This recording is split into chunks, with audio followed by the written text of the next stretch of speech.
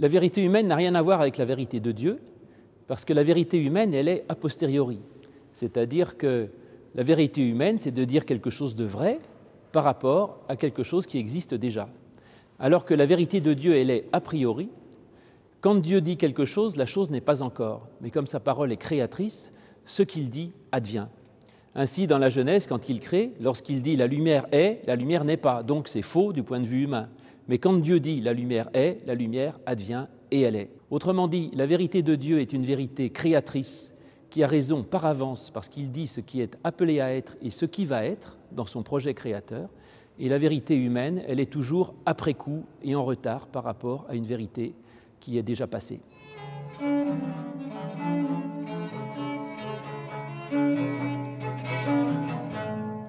Jésus dit dans l'Évangile de Jean, en effet, « Je suis le chemin, la vérité et la vie ».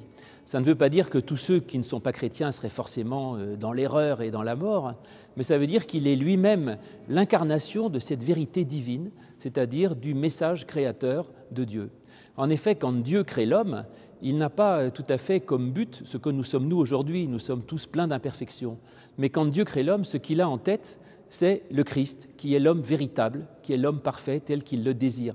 Et c'est en sens que Jésus-Christ est l'homme véritable, il est la vérité, cette vérité de Dieu vers laquelle Dieu espère faire mener sa création et dans la direction de laquelle nous devons essayer de cheminer avec lui.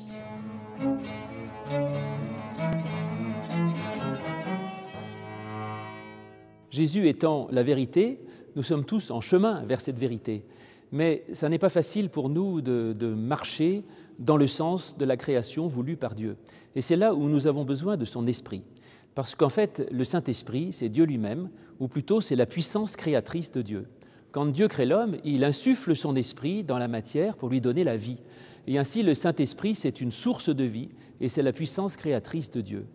Alors pour cheminer vers la vérité qu'est le Christ, nous pouvons essayer de suivre l'Évangile et de le vivre, mais étant tous pécheurs, ça va être un petit peu compliqué. Et donc nous avons besoin de son esprit qui nous recrée de l'intérieur, qui nous dynamise, qui nous fait avancer et qui nous permet d'être en chemin vers le Christ qui est la vérité, c'est-à-dire sur ce chemin de la vie.